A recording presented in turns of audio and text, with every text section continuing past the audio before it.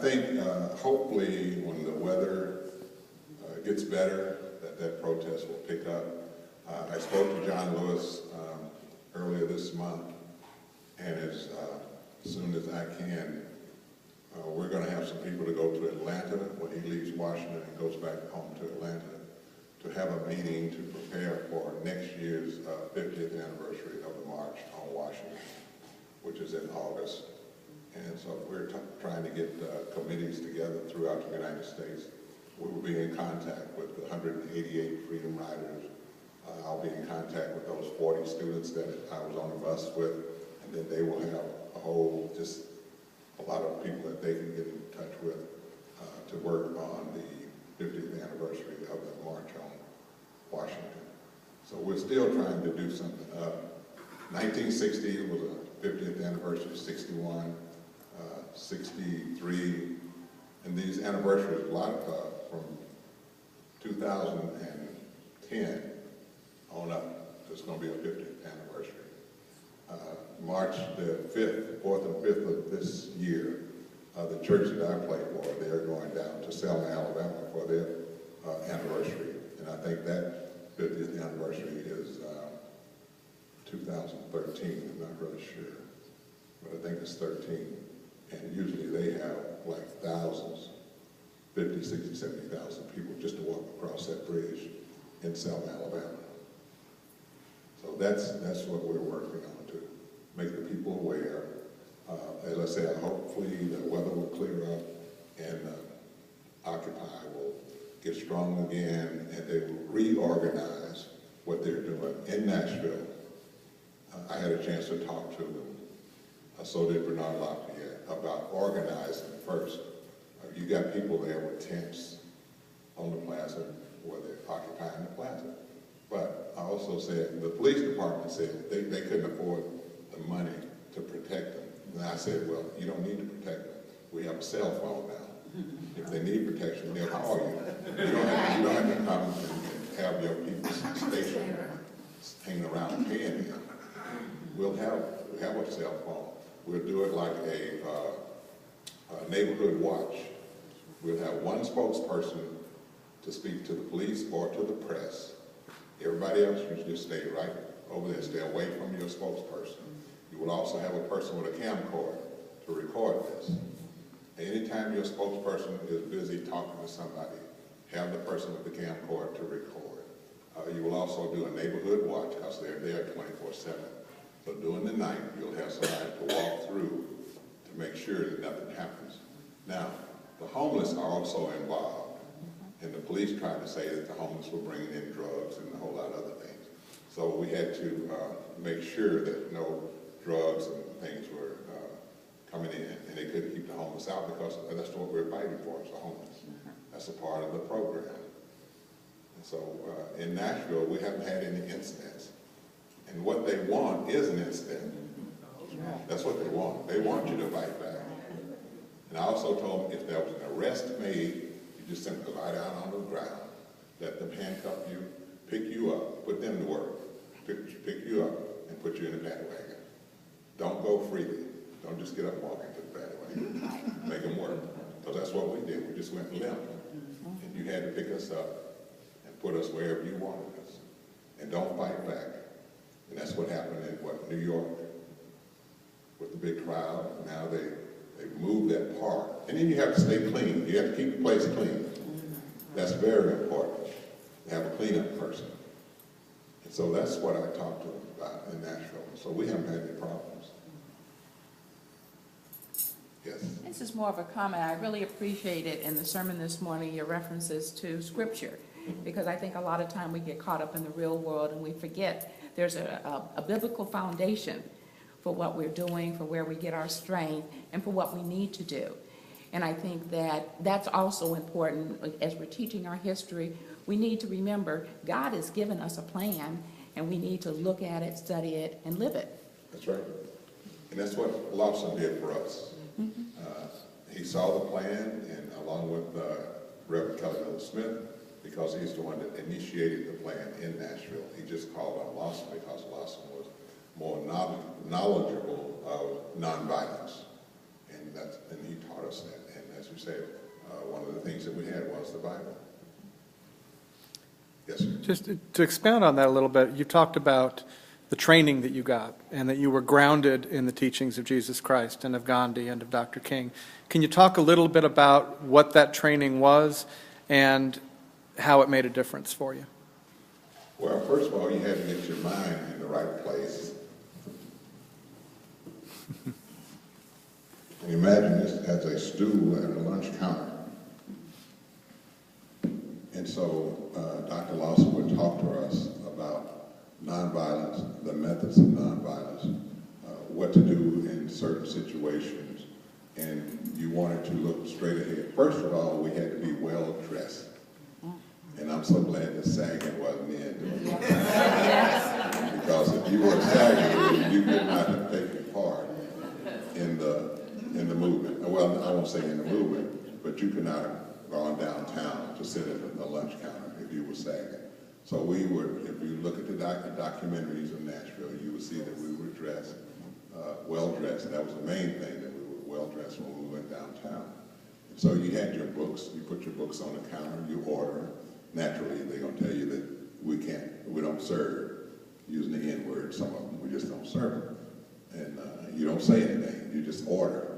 There's no comment, you know, somebody might say, well, we don't serve ends. And I said, well, I don't eat them, so. We didn't go that way. So you would get in, maybe say a prayer while you're sitting there, get into this prayer. You might start humming songs or just getting into your homework. And if something happens over here, over there, just keep doing what you're doing. There was a scene where there's a white exchange student being beaten. He was from Phoenix, Arizona. And I'm trying to think of his name right now. But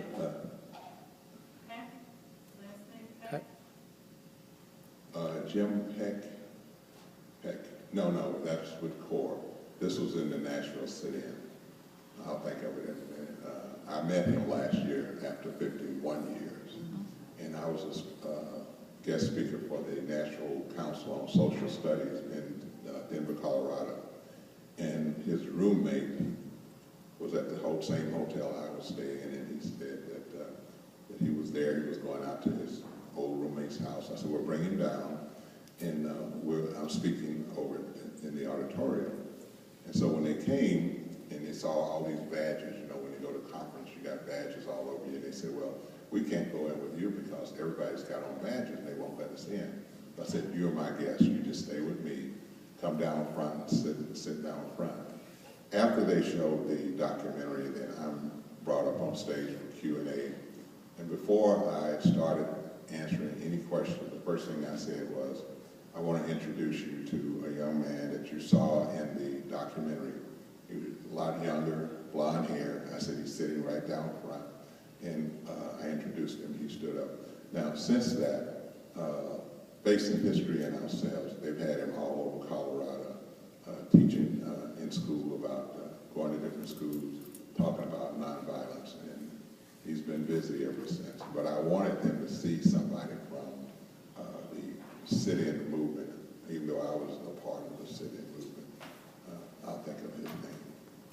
But where were we? We were talking about the importance of the training. The importance of the training, yes. I think that you could have training without hitting someone in the training, without actually being hit, actually having a cigarette put out in your head or being pulled off a stool. But you don't get the same effect. That's play acting. But then when you play act and you're actually pulling somebody off the stool, and you're playing the part of the hoodlum, and you're pulling off the stool, you're being called, you're calling them all kind of names. You're calling the white students different names and nigger lovers and whatever else they will call. And why are you sitting at the stool with all of these niggers here? And you can eat if you want to. And so from that viewpoint, even the white students had to make up their minds, you know, I can take this. Just like Jim Swerve, my hat is off to Jim because he went through a lot even after he was not able to go back on the Freedom Rides. And the reason he wasn't able to go back was because of his parents, not that he didn't want to go. As badly beaten as he was, he wanted to rejoin the Freedom Ride. So we're singing songs, we're humming songs in our mind while all of this is going on behind us. And then after we do that, Jim Lawson is observing our reactions. He's standing out in front and observing our reaction. And then we have a Q&A about what we just did. And so, for example, we had a workshop and a young man said, if a young lady is sitting next to me and they pull her off that stool and start beating her, what am I supposed to do? And so I guess everybody was kind of thinking, this was early into our training, thinking, well, you can help her. But Lawson said, no, you don't do anything. You just sit and do what you're supposed to do. You're there for nonviolence, because what will happen if you get up and she's being beaten and you get up to help her, then more people are going to join in. Now you got two of you down on the floor beating. And the main thing is that she's here for the same reasons that you are. Just because she's a female doesn't make a difference. We're both here to try and integrate this lunch counter. And I think that the women who went to Parchment Penitentiary, who were on the Freedom Ride, just like my dear friend, she was a white student from one of the colleges in Nashville, when she told Siegenthaler, I've been trained for this. She said, I can take it, and this blood is running all down her face. She said, I can take it. I'm nonviolent. See, so she was in a whole another world. And you have to remove yourself from what's going on at that time. Because if you really think about it, and then that's when the fear comes in, if you think about what's going on.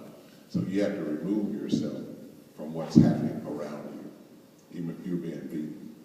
And Jim Swerve said it best. He said, if anybody's going to die, it's going to be me, because I'm white. And he was prepared for that.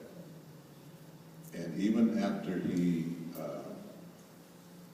got out of the hospital in Montgomery, he went home for 2 weeks, and then he went back to Fisk, because before he went on the Freedom Ride, Fisk being a private school, he asked his instructor, can I take my exam when I get back to Nashville? I don't know when I'll be back, but can I take my final exam? And he said yes. So Jim went home for 2 weeks. He came back to Nashville, and on the day that he was to take his final exam, he walked out of the dorm, stepped off the sidewalk, and passed out, because the doctors in Montgomery didn't catch the fact that he had 3 fractured vertebrae. And so it knocked him out, and they sent him over to Meharry, and then they put the ace bandage around him, and then he took his final exam. Well, he called his mother to say, I'm going back on the Freedom Ride. I look at that as, if you look at what's happening in Afghanistan and with our military, they get injured, they get hurt, and the first thing they want to do is go back with the people that they were in boot camp with. Because it's just that tight, that's that brotherly love, brother and sisterly love, that they want to go back. They feel like they're being missed. They're not there to play the role that they're supposed to do to protect each other. So his mother told him that he needed to come home, because it took a toll on his father when they saw him lying in that hospital bed with that newspaper in his eye. When he almost lost an eye and some teeth and what have you. So he went back home, but it took him a long time to get over that fact that he was not in Parchment with the rest of us. And the same thing happened with the young lady that was Celine McCullough, who was arrested. She was in the first group from Nashville to Birmingham, a white female. She was arrested, fingerprinted, booked like everybody else, but then she was called to Bull Connor's office. And when she walked in Bull Connor's office there, her father was standing there. He had flown in from New York and took her back home. And it took a long time for them to come together again, because she wanted to be, she said, I finally found something that I want to do to make a difference, and you're taking me away from it. So there was some friction there. I saw your hand.